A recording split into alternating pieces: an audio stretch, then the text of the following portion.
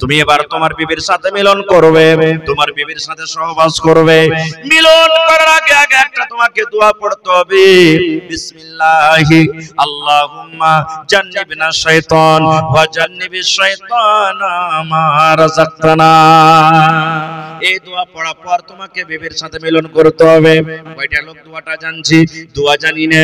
এবার বলবেন মাওলানা এই বিবির সাথে মিলন করার দোয়াটা যদি না পড়ি তো কি ক্ষতি হইতে পারে? এ ভাই মুসলমান, কতখানি ক্ষতি জেনেলেন? আল্লাহ নবী বলেছেন, উম্মত রে, যদি বিনা দোয়াতে তোমার স্ত্রীর সাথে তুমি মিলন করে নাও, যতবার তুমি বিনা দোয়াতে বিবির সাথে মিলন করেছো, অতবার তোমার বিবির কাছে শয়তান তোমার সাথে সাথে যাবে। কতবার শয়তান তোমার সাথে গেছে, কতখানি ক্ষতি। কোনদিন কি আমরা বাবা চিন্তা করেছি? হায় রে আল্লাহ, বাবা চিন্তা আমরা করি না। জানাজার নামাজটাই নিয়ে এলেন, জানাজার দোয়া, বাপ মরে গেল, মা মরে গেল, দাদি নানি মরে গেল, সুবহানাল্লাহ, কি দোয়া পড়তে হবে? ইন্না লিল্লাহি ওয়া ইন্না ইলাইহি রাজিউন, আল্লাহুম্মা আজুরনি ফি মুসিবাতি ওয়া আখলিফ লি খায়রাম মিনহা। কিন্তু আল্লাহ, যেমনই মরার খবর পেলে, না জানার কারণে, ইলম না থাকার কারণে মায়েরা খালারা এমন গড়াগড়ি করে কানবে যে ওয়াকিলিয়ে টানাটানি তিনটে চারটে মেয়ে পাগল বেহুশ দাঁতিমতি লেগে গেল। না, আল্লাহ নবীর জামানাতে আল্লাহ রাসূল একদিন রাস্তাতে হেঁটে চলেছেন, আর একটা মহিলা ওর বেটা মেরেছে, কবরের উপরে পাঞ্জরে বসে বসে খুব কাঁদছে, হাও মাও করে খুব কাঁদছে। নবীজি চলেছেন, নবীজি তাকে দেখে বলছেন, এরে আল্লাহর বান্দি, কাঁদতে হয় না, সবর করো, সবর করো, এরকম কান্দে কি তুমি পাইবে, সবর করো। মাই লোকটা কিন্তু চিনে না যেটা আল্লাহর রাসূল। তখন উত্তর কি দিয়েছেন জানেন? হ্যাঁ, তুমি খুব সবর করো গা, তোমার কেউ মরলে তুমি জানতে পারতে, তোমার তো কেউ মরেনি, কিন্তু চিনে না ও যেটা নবী। নবীজি কিচ্ছু বললেন না, চলে গেলেন। এবার ওই পাঞ্জরে একটা মুসলমান, ও তখন বলছেন, এরে পাগলি, তুমি এত বড় লোকটাকে এই কথাটা বলে দিলে, তুমি চিনো কে? বলছে, কে ওটা? বলছে, আরে এইটাই তো আল্লাহর নবী, আমেনার বেটা, আব্দুল্লাহর বেটা, এটা আখরি নবী মুহাম্মদ সাল্লাল্লাহু আলাইহি সাল্লাম। বলছে, এটা আখরি নবী না তো? হ্যাঁ। তখন বলছে, আরে আমার তো ভুল হয়ে গেছে। এবার মহিলা দৌড়াতে দৌড়াতে দৌড়াতে আল্লাহর নবীর দরবারে হাজির হয়ে গেলেন। আল্লাহর নবী গো, ভুল হয়েছে নবী গো, আপনাকে না জেনে এত বড় কথা বলে দিয়েছে নবী গো। এবার দয়ার রাসূল বললেন, আল্লাহর বান্দি রে, সবর এটার মানে নয় যে তোমার কেউ আত্মীয় মারা যাবে আর কান্দা কান্দা কান্দা চোখ মুখ ফুলিয়ে তুমি পরে সবর করবে, আর মানে সবর নয়। সবর তো বাকি বলা হয় যেমন তোমার কলেজাতে ধাক্কা লাগলো, যেমন তোমার বুকে ধাক্কা লাগলো, তোমার উপরে মুসিবত আইলো, তোমার তোমাকে বিনা কান্দাতে তোমাকে প্রথমবার সবর করতে হবে। তুমি যদি কান্দো তো কান্দো, কেমন কান্দো? চোখ দিয়ে শুধু পানি ঝরাও, চোখ দিয়ে শুধু পানি ঝরাও, মনে মনে তুমি কান্দো, কিন্তু চিৎকার করে হাউ মাউ করে তোমাকে কান্দতে হবে না। এরকম কান্দন করা নাও, হ্যাঁ, তোমাকে প্রথমবার সবর করতে হবে। যেমনই তোমার পরে মুসিবত এলো, মা মরে গেল, দাদা মরে গেল, নানি মরে গেল, আত্মীয় কেউ মরলো, তোমাকে সবর করতে হবে, দোয়া পড়তে হবে। ইয়ার মানে হলো সবর। আর কান্দা কান্দা কান্দা পরে যদি সবর করো, আর নাম সবর নয়। কত মা খালা এমন আছে, কান্দা কান্দা দুদিন তিন দিন হয়ে যাবে, পাঞ্জর থেকে তখন মায়ের লোক গালা কবে, চুপ না রে বাবু, চুপ চুপ, আর কি কান্দা পাবি? দেখলে যে আপ খাসতে গেছে কান্দা, তখন কবে, হ্যাঁ বাবু আপ সবর করছি, আর কি এখন পাবো? এর মানে সবর লয়, ইয়ার মানে সবর লয়। কত মা খালা নানি বুঝছেন, দিন আছে ভিতরে, শরীয়ত আছে, হ্যাঁ কানতে হয় না, দোয়া দুরুজ করতে হয়। 60 টাকা তখন একটা দায় দাঁড়ালি মায়ের লোক আসবে, তখন কইবে, এই মাগের দিলটা কত পাথরটি, ওর বাপ কি মা মরেছে তো মাগের চোখ দিয়ে এক টুকু পানি ঝরে না, কত ইয়ে করে পাথর দিলওয়ালি মহিলা, এই দেখেন এরকম কথা বলবে। এ ভাই মুসলমান, আজকে আপনি কবরস্থানে যাবেন, কবরস্থানে চলে গেলেন আপনি, কবরস্থানে যাওয়ার পর সুবহানাল্লাহ কি দোয়া পড়তে হবে? কি দোয়া পড়বেন আপনি? এই যে আমরা মুসলমান একটা দোয়া পড়ে রেখেছি, আসসালামু আলাইকুম, হ্যাঁ কি আছে জি, আসসালামু আলাইকুম ইয়াগফিরুল্লাহু লানা ওয়া লাকুম, এরকম ভাবে এই দোয়াটা আমরা পড়েছি। ওটা শহীদ ওয়ালা রে ভাই, ওটা সহি দোয়া নয়, যেটা জয়ীফ কমজোর দোয়া সেটা আমরা মুখস্থ করে রেখেছি, আর যেটা সহি দোয়া আমরা জানি না। আমরা রাস্তাতে হাঁটবো, মাটি দিতে যাব, আমরা দুনিয়াদারির গল্প করি, এই মাকে এখানটা কারবে, এত জবড় মাকে লেগেছে, এই কোন যে খাদ দিয়েছে গরমা ধানের শীষ তো খালি হন হন করছে, খালি লাগছে। এই দেখেন আল্লাহর নবীর জামাই হযরত উসমান রাদিয়াল্লাহু তাআলা আনহু, ওরে আল্লাহ এমন জামাই, দুনিয়াতে যাকে জান্নাতের সার্টিফিকেট দেওয়া হয়েছে, দুনিয়াতে খুশখবরি দেওয়া হয়েছে, উসমান তুমি জান্নাতে যাইবা। ওই উসমান রাদিয়াল্লাহু তাআলা আনহু যখন কোন কবরকে দেখতেন, কোন কবরের পাঞ্জরে যেতেন, ওরে আল্লাহ কবরকে দেখে কাঁদতে কাঁদতে কাঁদতে কাঁদতে চোখ দিয়ে পানি ঝরতো, এত পানি ঝরতো, পানি ঝরে ঝরে সমস্ত দাড়ি ভিজে মাটিতে পর্যন্ত পড়তো। এত কাঁদতেন, চোখের পানিতে দাড়ি ভিজে টস টস করে জমিনে পড়তো। একজন সাহাবী বলছেন, উসমান একটা কথা বলবো। বলছে কি? বলছে তোমার সামনে আল্লাহ নবী জাহান্নামের বয়ান করেন, জাহান্নামের এরকম আযাব ওরকম আযাব আছে, কিন্তু জাহান্নামের কথা শুনে তুমি কাঁদো না, কবরকে দেখে এত কাঁদছো, কারণটা কি? হযরত উসমান রাদিয়াল্লাহু তাআলা আনহু বললেন, এরে আমার ভাইরা, আল্লাহর নবী জাহান্নামের কথা বলেন, কিন্তু জাহান্নামের কথা শুনে আমি অত কান্দি না, যত কান্দন আমি কবরকে দেখে কান্দি। কেন কান্দি তাহলে শুনে নাও। হযরত উসমান বলেন, মানুষের মরে যাওয়ার পর, মৃত্যুর পর সর্বপ্রথম জায়গা, সর্বপ্রথম স্টেশন, সর্বপ্রথম স্থান হবে মানুষের কবর। নবী বলেছেন, যখন কবরে মানুষকে রাখা হবে, তিনখানা তাকে প্রশ্ন করা হবে, তিনখানা তাকে সওয়াল করা হবে। ওই তিনখানা প্রশ্নের যে উত্তর দিয়ে দিবে, তিনখানা সওয়ালের যারা জবাব দিয়ে দিবে, তারা প্রত্যেক জায়গাতে পার করে যাবে। আর যারা কবরের হিসাবে ফেল করে যাবে, তারা কিয়ামতের দিন কোন জায়গাতে পার করতে পারবে না। এই জন্য আমি উসমান কবরকে দেখে কান্দি। আর নবীজি কবর থেকে বাঁচার জন্য, কবরের আযাব থেকে বাঁচার জন্য একটা নবী দোয়া শেখালছেন। নবী বলেছেন, উম্মত রে, তোমরা প্রত্যেক নমাজে নমাজে নমাজে তোমরা দোয়াটা পড়ো, আর নমাজের বাইরে এমনি টাইমে তোমরা দোয়াটা পড়িতে পারো। কি দোয়াটা? আল্লাহুম্মা ইন্নী আউযু বিকা মিন আযাবিল কবর। মুখস্থ আছে না? আছে না দোয়াটা? আল্লাহুম্মা ইন্নী আউযু বিকা মিন আযাবিল কবরে, আল্লাহুম্মা ইন্নী আউযু বিকা মিন আযাবিল কবরে। এই দোয়াটার মানে আল্লাহ, যেদিন আমি মরে যাব, যেদিন মালাকুল মউত এসে আমার জান কবজ করবে, লোকেরা আমাকে কবরের ভিতরে রেখে দিবেন, আল্লাহ ওই কবরের ভিতরে, আল্লাহ কবরের আযাব থেকে তুমি আমাকে বাঁচিয়ে লিও। কয়টা লোক পড়ছি রে ভাই? কয়টা লোক পড়ছি? যে ভাই নামাজ পড়ে, ওরাই হয়তো যদি জানে তাহলে নামাজের সময়তে পড়ে নিলে তাশাহুদে বসে বসে, আর না জানে তো থাকলো হাহালাদ্রি, হাহালাদ্রি, আমরা থেকে গেলাম। কিন্তু ভাই আলহামদুলিল্লাহ, আপনাদের গ্রামে শুনলাম 3-4টা মাদ্রাসা, আর ভালো ভালো মুলবি রেখেছেন।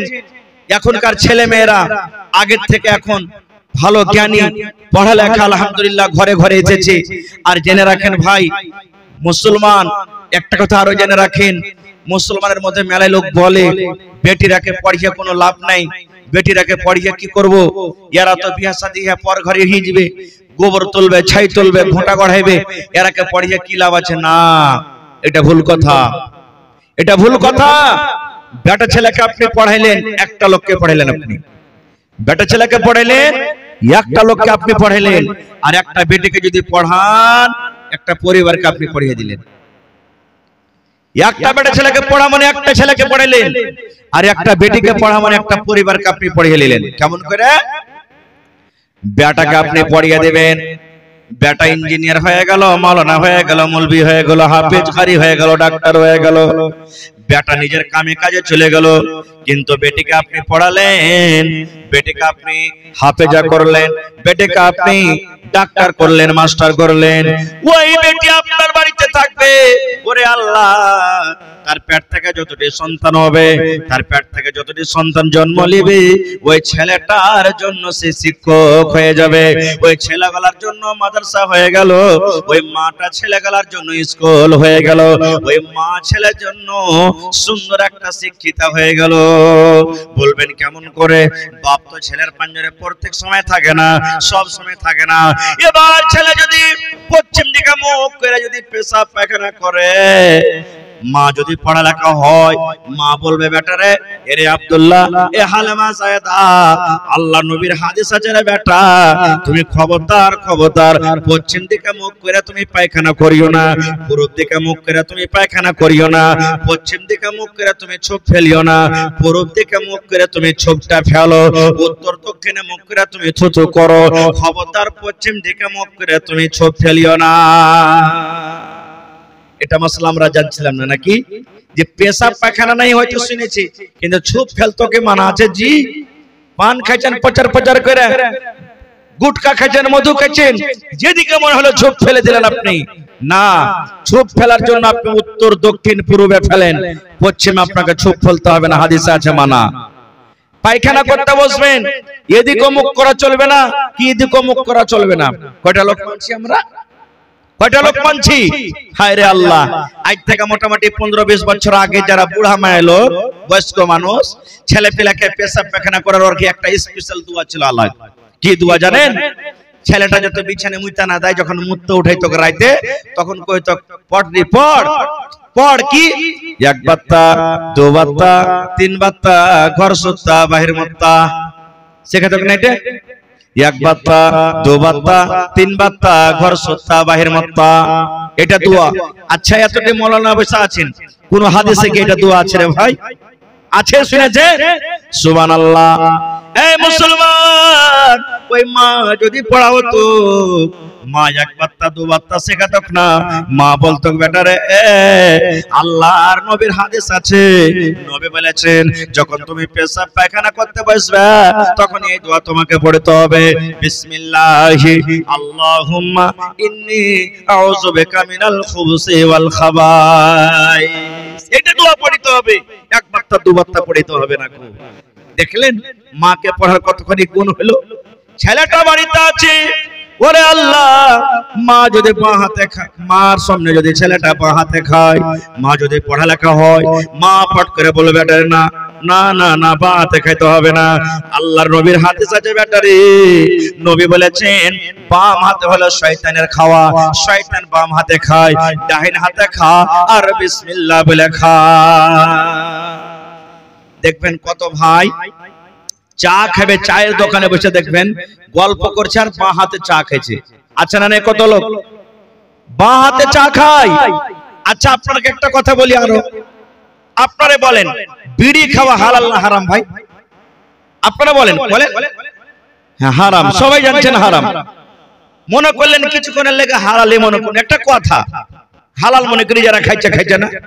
দেখবেন কত ভাই বিড়ি সিগারেট খাইবে, তা কত বড় বাবু বাঁ হাতে টানবে আর খাবে। একটা শয়তান বাঁ হাতে খায়, বাঁ হাতে খাইছে, ওপর থেকে একটা হারামি জিনিসকে বাঁ হাতে খেয়েছে। দ্বিতীয় কথা, চা একটা হালাল জিনিস, ডাহিন হাতে খান। আল্লাহ রাসূল বলেছেন বাঁ হাতে খেতে গেলে শয়তানে খায়, আর ওকে আপনি বাঁ হাতে খাইছেন, আপনি চুস্কড় মারছেন কেন? মা যদি পড়া থাকতো, ওই ছেলেরা জীবনে ভুল করতো না। এরকম ছোট্ট দিয়ে আদব দিত ছেলেটা, ছোট্ট দিয়ে আদব দিত। এই জন্য মাকে পড়া দরকার। ভাই মুসলমান, এই যে আজকে আমরা ইলম থেকে দিন থেকে দূরে আছি, ক্ষতি কাহরির নাই, ক্ষতি আমাদেরই আছে, আমাদেরই আছে।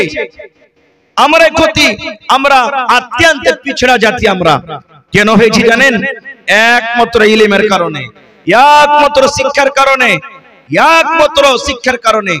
ভাইরে, আজকে আপনাদের গ্রামে 3-4টা মাদ্রাসা, 3-4টা মাদ্রাসা আছে। এত বড় গ্রামের আবাদির মাদ্রাসা কেন? যদি আপনারা জ্ঞানী বুদ্ধিজীবী লোক যদি চাইতেন, 3-4টা মাদ্রাসাতে কতখানি পড়া হয়? কোরআন মাজিদ পড়া হয়, কোরআন মাজিদ পর্যন্ত পড়া হয়, তারপরে বিয়া শাদী হয়ে যায়।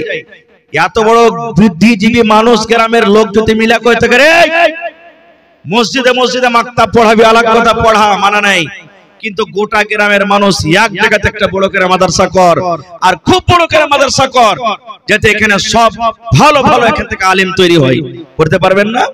পারবেন, কিন্তু করব না, করব না কেন? ইলমের পর হারকে মায়া নেই, ইলমের পর হারকে দয়া নেই। আল্লাহ নবীর জামানাতে আপনারা বলবেন হাজি মাওলানা, আমরা যখন বুড়িয়ে গেছি তো আমরা কি ইলম শিখতে পারবো? মানুষ বুড়িয়ে যায়, ইলম কোনোদিন বুড়াই না। মানুষ বুড়িয়ে যায়, ইলম কোনোদিন বুড়াই না। আল্লাহ নবীর জামানাতে আল্লাহর নবীর শ্বশুর উমর রাদিয়াল্লাহু তাআলা আনহু নবীর কাছে থেকে ইলম শিখেছেন। আর কেমন করে ইলম শিখেছেন জানেন? কেমন করে ইলম শিখেছেন? উমর ফারুক একদিন নবীজির শ্বশুর একটা আনসারী সাহাবীকে ডাক দিয়ে বলছেন, ভাইরে তুমিও তো গরিব মানুষ, আমিও গরিব মানুষ, তুমিও খাইবে খাইবে তাহলে খাইতে পাইবে, আমিও খাটতে যাব যে বাড়তে চুলা জ্বলবে, ভাই একটা বুদ্ধি করো। বলছে কি রে ভাই? বলছে যে আমরা পালি বানিয়ে লাও নবীর কাছে পড়ার জন্য। বলছে কেমন পালি? বলছে একদিন আমি কাজে চলে যাব, আর মজুরি যা পাবো আধেকটি আমি বাড়িতে রাখবো, আধেকটি তোমাকে দিয়ে দেবো, তোমার বাড়ি চলবে। আর নবীর পাঞ্জরে তুমি থাকবে, নবীর পাঞ্জরে থাইকে সারাদিন ইলম যা শিখবে এসারের টাইমে তুমি আমাকে শিখিয়ে দিও। তারপরের দিন আমি খাটতে চলে যাব, তুমি নবীর পাঞ্জরে থাকবে, আমি খাইটা যা পাবো হাফ তোমাকে দিয়ে দেবো, হাফ আমাকে দিব, আমার বাড়িতে থাকবে, আর তুমি যা শিখবে আমাকে ওইটা শিখিয়ে দিবে। এরকম ভাবে ভাই উলাপালি করে ইলম শিখো নবীর দরবারে। এত কষ্ট করে ইলম শিখেছেন বড় বড় সাহাবী, কিন্তু হায়রে আফসোসের কথা আজকে আমরা মুসলমান জানি না। আজ নামাজ পড়েছেন, ধরেন নামাজ পড়েছেন, নামাজ পড়তে পড়তে ইমাম সাহেব এবারে 3 রাকাত পড়ে মাগরিবের নামাজ বসতে হবে কিন্তু উঠতে যাচ্ছে, 1 রাকাত পড়ে ওকে উঠতে হবে কিন্তু বসে গেল, কি পড়তে হবে বলেন তো? জোরে বলেন সুবহানাল্লাহ নাকি? কি পড়বেন? জি না, ভুল হইতে গেলে আল্লাহু আকবার কইতে হবে আপনাকে। ভুল হইতে গেলে ভাই, কিন্তু হায়রা মুসলমান কয়টা লোক আমরা জানছি, আর মায়ের লোক যদি ভুল করে তো কি পড়বে?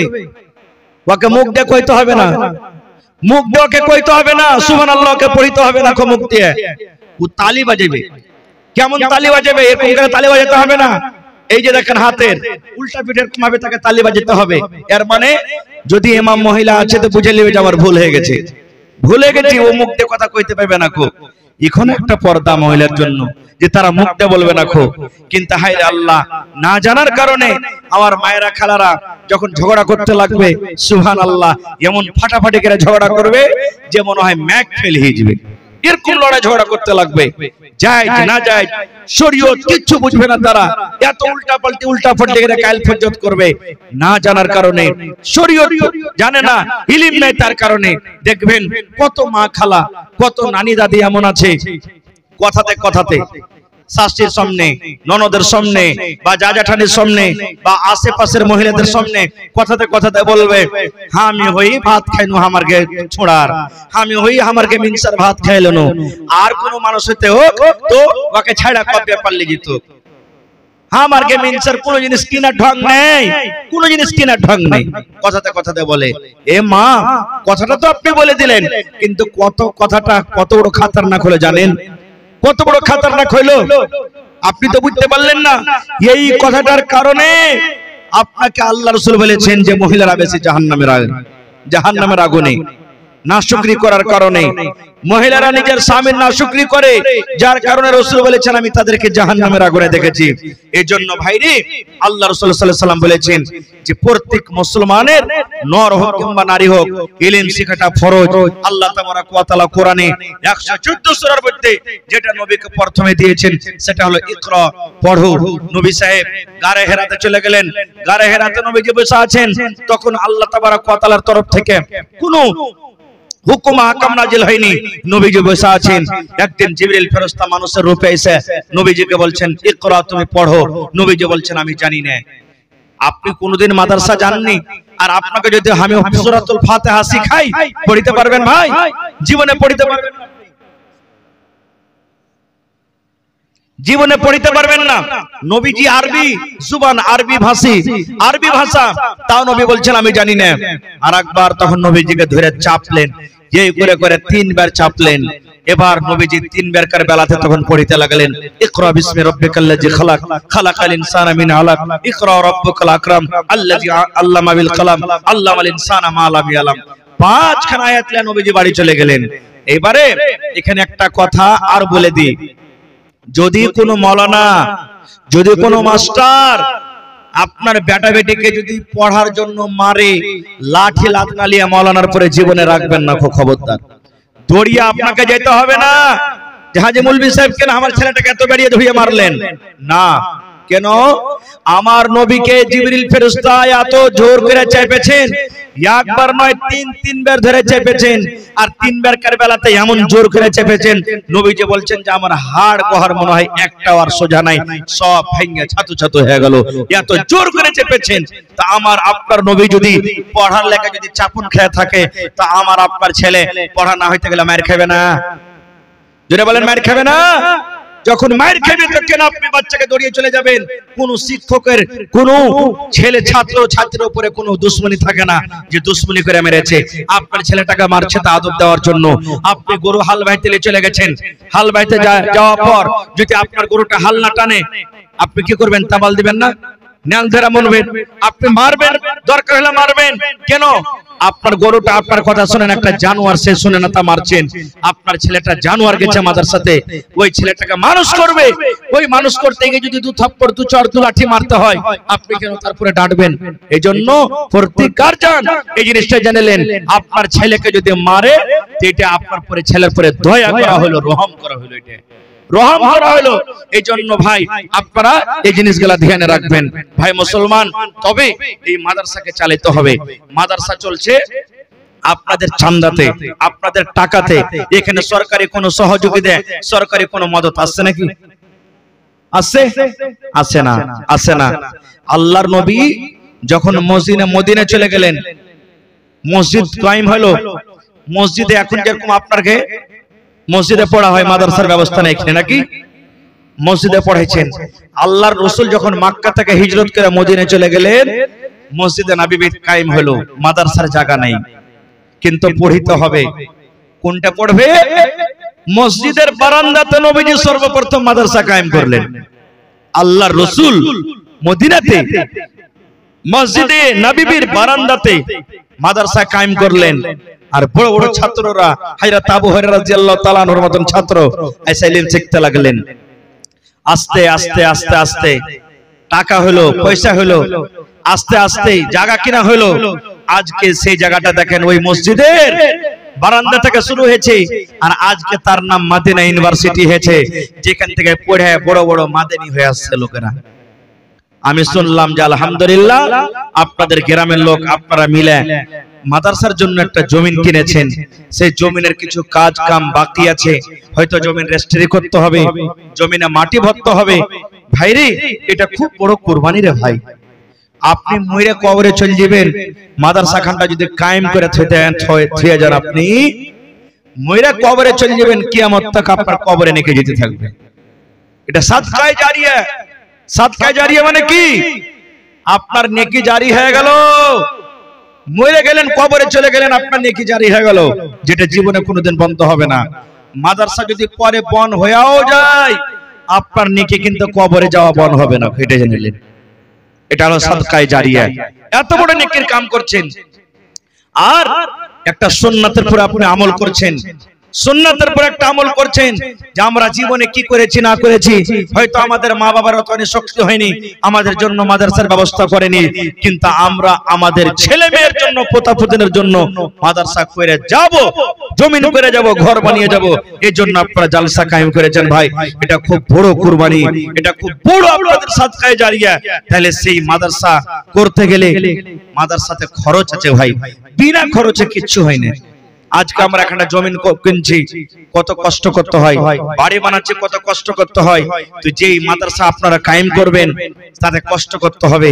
তো ভাইরে, আমি জানি না আপনাদের গ্রামে কে কতটি দান দিতে পারবেন বা দিয়েছেন, দিবেন, আল্লাহ জানে। কিন্তু আজকে মজলিসের মধ্যে দেখি কোন এমন একটা লোক আছেন যে জমিন রেজিস্ট্রি হয়নি। একটা লোক কেউ খাড়িয়া বলতে পারবেন, মাওলানা মাদ্রাসার জমিনের রেজিস্ট্রিতে যতটি টাকা লাগবে আমি একলাই দিয়ে দেব? দেখি কেউ আছেন? কোন আল্লাহর বান্দা?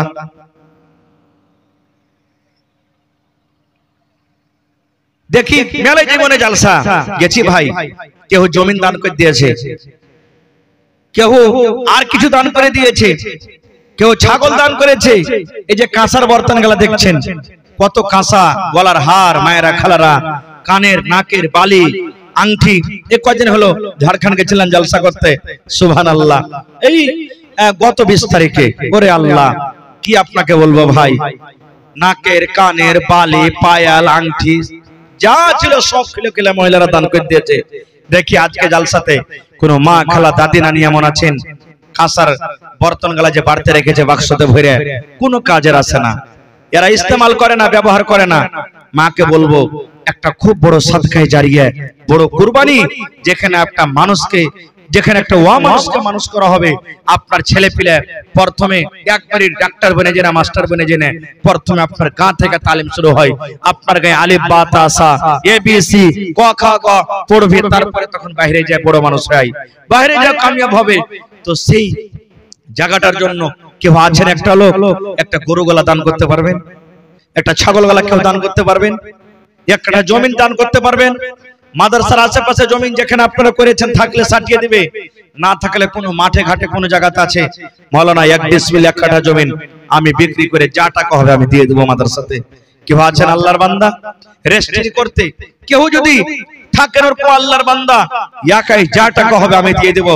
মাটি ভরতে হবে, মোটামুটি কয় গাড়ি মাটি লাগবে? 100 টেলার, মোটামুটি 100 টেলারই মনে করেন। আজকে যতটি লোক বসে আছেন এক গাড়ি মাটি ভরতে কম করে 500 টাকা, নাকি 500 টাকা নিচে মাটি পাওয়া যায় না। দেখি 100টা যুবক, 100টা নওজওয়ান খাড়িয়ে যান তো, মাওলানা এক গাড়ি করে মাটি ভরার দাম আমি দিব।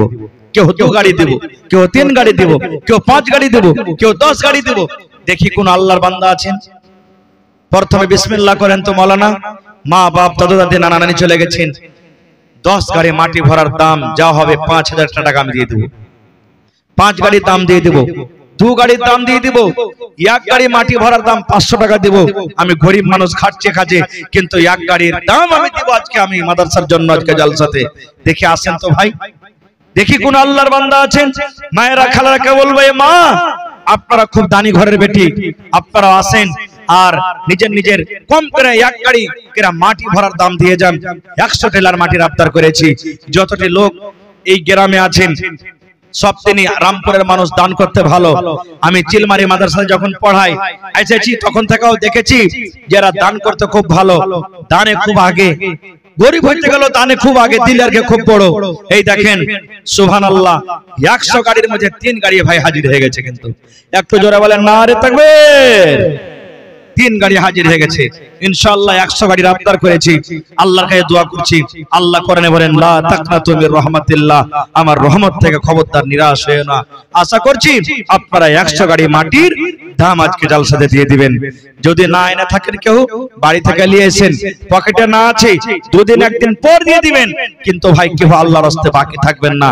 যারা আছেন দিন, যারা বাড়িতে আছেন আসতে পারেননি ওই ভাইরাকে বলবো আপনারা উঠেছেন 10 মিনিটের জন্য, মা খালারাকে বলবো আপনারাও দেন। মায়েরা খালারা 500 টাকার টাকা কোনো বড় টাকা লয়, গলার হার গলা দেন, আংটি দেন, আর পায়াল দেন, টাকা দেন, বালা দেন। 1 টাকা ছাগল গলা যদি পারেন তো ছাগল গলা দান করেন। এই দেখেন সর্বপ্রথম 1000 টাকা 2 গাড়ির দাম, আর একজন ভাই আমার 500 টাকা 1 গাড়ির দাম দিয়েছেন। মাশাআল্লাহ, জাযাকাল্লাহ, মাশাআল্লাহ। কি নাম ভাই? মোহাম্মদ আশফাক। 1 গাড়ি পড়তে পারবেন না? কালকে দিয়ে দিবেন। আশফাক ভাই 300 টাকা লেখেন, আর 200 টাকা নগদ। 1 গাড়ি করে দিলেন ভাই, মাশাআল্লাহ। 4 কলম হয়ে গেল ভাই, 4 গাড়ি হয়ে গেল। দেখি 5 নম্বর, 6 নম্বর, দেখি কোন আল্লাহর বান্দা আছেন ভাই, আসেন তো দেখি। 1 গাড়ি করে মাটি রে ভাই, যে মাটিতে আমাকে আপনাকে যেতে হবে। যতই বড় পাকা বানাই, যতই বড় ঘর বানাই, আমার আপনার ঠিকানা ওই মাটির ঘরে, মাটির বাড়িতে হবে রে ভাই। যার ডানে মাটি, বামে মাটি, উপরে মাটি, নিচে মাটি, সব জায়গাতে মাটির ঘর হবে। সেই মাটির ঘরের জন্য আজকে বেশি নয়, মাত্র 1 গাড়ি, 2 গাড়ি, 3 গাড়ি, 5 গাড়ি, 10 গাড়ি করে মাটির দাম চেয়েছি ভাই। সুবহানাল্লাহ, 4 গাড়ি হাজির হয়ে গেছে। দেখি কোন আল্লাহর বান্দা আছেন। আর মাত্র 96 গাড়ির দাম লাগবে আপনাকে। আসেন ভাই, একটু তাড়াতাড়ি করে, লেট করিয়েন না, খুব যত তাড়াতাড়ি পারবেন দানটা দিয়ে শেষ করেন, কারণ আরামের টাইম, খাস্তা না হয়ে আছে মানুষের শরীর, কাম কাজের সময়, মানুষকে আরাম করতে হবে। আপনারা একটু তাড়াতাড়ি করে আইছেন। মাশাআল্লাহ, জাযাকাল্লাহ।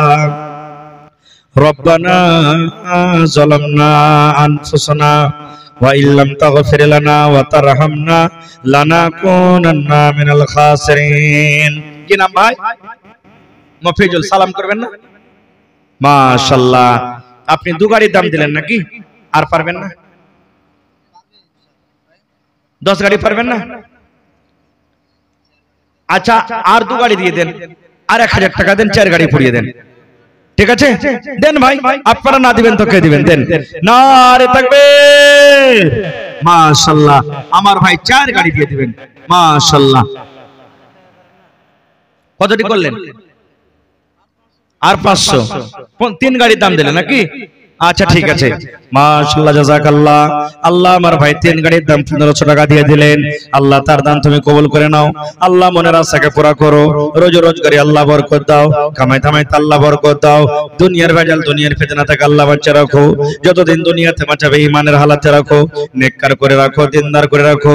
আল্লাহ আত্মীয় স্বজন যারা কবরে চলে গেছেন, তারকে কবরে জান্নাতের বিছানা দিয়ে দাও। আল্লাহ তারকে কবরকে নূর দিয়ে মনোমর করে দাও। আল্লাহ তার খাটাতে বরকত দাও, রোজিতে বরকত। আমিন। কি নাম ভাই? নাজিমুল। তুমি দিলে? আইসো সালাম করো। মাশাআল্লাহ। আর 1 গাড়ি হবে না ভাই?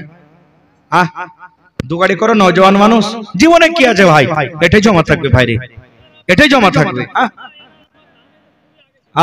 देखें बाप का बेटा सरस का घोड़ा कुछ नहीं तो थोड़ा थोड़ा আর এক কাড়ি মাত্র আর এক ঘন্টা হয়ে যাবে ইনশাআল্লাহ নাকি নারে তাকবীর লেখেন দিয়ে দিবে দেখেন কি নামটা বললেন নাজমুল হক দু গাড়ি দাম দিয়ে দিলেন মাশাআল্লাহ তো ভাই 7 আর 2 9 গাড়ি হয়ে গেল ভাই माशाल्लाह জাযাকাল্লাহ আল্লাহ নাজমুল হক সাহেব দু গাড়ি আল্লাহ মাটির দাম দিলেন আব্বা কবরে চলে গেছেন হায়রে আব্বা জান মাটির ঘরে শুতে আছেন আল্লাহ দুনিয়ার খবর পাওয়া যায় কিন্তু কবরের খবর পাওয়া যায় না আল্লাহ আব্বার কবরে তুমি জান্নাতের বিছানা দিয়ে দাও মাশাআল্লাহ এই দেখেন 1000 দিলেন কি নাম মাশাআল্লাহ সালাম করেন জি তো মা কই লাগাননি নাকি আপনাকে গায়ে মা কই লাগাই না কেউ जी तो आपका नाम की मोहम्मद अलाउद्दीन माशाल्लाह तो